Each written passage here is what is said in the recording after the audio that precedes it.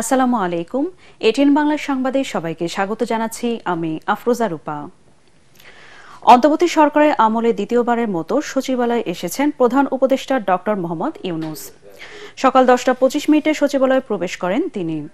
সচিবালয়ে নবনির্মিত ভবনের মন্ত্রিপরিষদ কক্ষে সকাল 10:30টায় উপদেষ্টা পরিষদের বৈঠক শুরু হয়। এই বৈঠকে সভাপতিত্ব করছেন প্রধান উপদেষ্টা। এর আগে গত বছরের 20 নভেম্বর সচিবালয়ে উপদেষ্টা পরিষদের একটি বৈঠক অনুষ্ঠিত হয়। আজ দ্বিতীয়বারের মতো সচিবালয়ে উপদেষ্টা পরিষদের বৈঠক বসেছে। প্রধান উপদেষ্টার আসা উপলক্ষে সচিবালয় জুড়ে নিরাপত্তা বাড়ানো হয়েছে। একটি গেট বাদে বাকি সবগুলো গেট বন্ধ রয়েছে।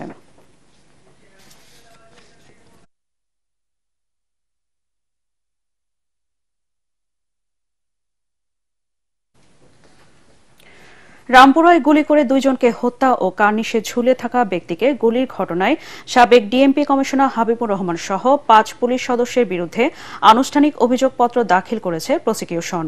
সকালে ট্রাইব্যুনালের সংশ্লিষ্ট শাখায় জমা দেওয়ার বিষয়টি জানান প্রসিকিউটর ফারুক আহমেদ। গত 19 জুলাই বিকেলে ছাত্র জনতা আন্দোলন চলাকালে রামপুরায় হোটেলে কাজ শেষে ঢাকায় থাকা ফুপুর বাসায় ফিরছিলেন আমিন নামে এক যুবক। বনশ্রী মেরাদিয়া সড়কের দুই পাশে পুলিশ ও বিজিবির গাড়ি দেখে ভয় প্রাণ বাঁচাতে পাশে থাকা একটি নির্মাণাধীন 4তলা ভবনের ছাদে উঠে পড়েন তিনি। ওই সময় পুলিশও তার পিছু নিলে এক পর্যায়ে ওই নির্মাণাধীন ভবনের ছাদের কার্নিশের রড ধরে ঝুলে থাকেন তিনি। এক পর্যায়ে আমিরকে লক্ষ্য করে 6টি গুলি করেন এক পুলিশ সদস্য। গুলি করা ওই ঘটনা এবং দুইজনকে গুলি করে হত্যার ঘটনায় 1 বছর পরে আনুষ্ঠানিক অভিযোগপত্র জমা দিল প্রসিকিউশন। এছাড়া জুলাই গণ অভ্যুত্থানে ঢাকার অদূরে আশুলিয়ায় 6 আন্দোলনকারীর লাশ পোড়ানো মানবতা বিরোধী অপরাধের মামলায় অভিযোগ গঠনের বিষয় শুনানি চলছে বিচারপতি নজরুল ইসলাম চৌধুরীর নেতৃত্বে আন্তর্জাতিক অপরাধ ট্রাইব্যুনাল 2A। রাষ্ট্রপক্ষে শুনানি করছেন প্রসিকিউশন গাজী M.H. তামিম। এ মামলায় মোট 16 আসামির মধ্যে গ্রেফতার থাকা 8 আসামিকে ট্রাইব্যুনালে হাজির করা হয়েছে।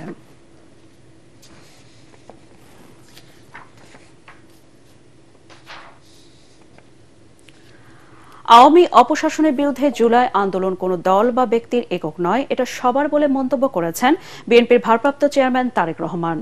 শহীদের আত্মত্যাগে পাওয়া ফ্যাসিস্ট মুক্ত বাংলাদেশকে নতুন করে গড়ে তুলতে আহ্বান জানান তিনি। তার সহধর্মিণী ডাক্তার জুবাইদুর রহমানের বাবা ও সাবেক নৌবাহিনী প্রধান রিয়ার অ্যাডমিরাল মাহবুবুর রহমান খানের 41তম মৃত্যুবার্ষিকী উপলক্ষে আলোচনা সভা ও দোয়া মাহফিলে একথা বলেন তারেক রহমান। লন্ডনের রয়্যাল রিজেন্সিতে মাহবুবুর রহমান খান স্মৃতি সংসদ আয়োজিত অনুষ্ঠানে বিএনপির ভারপ্রাপ্ত চেয়ারম্যান বলেন, দেশের মানুষের পাশে সবাইকে দাঁড়াতে হবে, কাজ করতে হবে দেশের জন্য। স্বৈরাচার মুক্তির আন্দোলনে সারা বিশ্বের বাংলাদেশের প্রবাসীদের ভূমিকার প্রশংসা করে তাদের প্রতি ধন্যবাদ ও কৃতজ্ঞতা জানান তারেক রহমান। এ সময় লন্ডন বিএনপির নেতারা ও ডাক্তার জুবাইদুর রহমান উপস্থিত ছিলেন।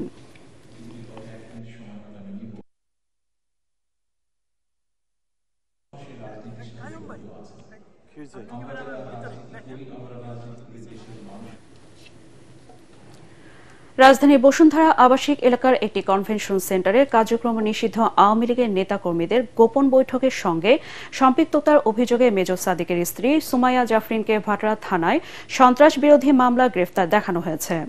এর আগে তাকে ডিবি হেফাজতে নেওয়া হয়। আজ আদালতে তুলে 7 দিনের আবেদন জানাবে police. DMP DC media Talebur Rahman বলেন, তার বিরুদ্ধে স্বামীর সঙ্গে ওই প্রশিক্ষণে অংশ নেওয়ার অভিযোগ রয়েছে।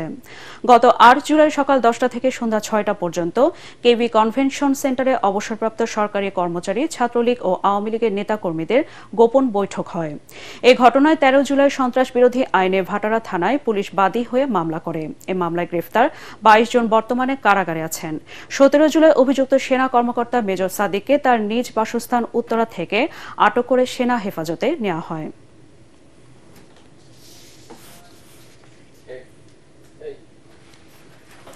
পরবর্তী সংবাদ দেখার আমন্ত্রণ জানিয়ে এখনকার মতো শেষ করছি।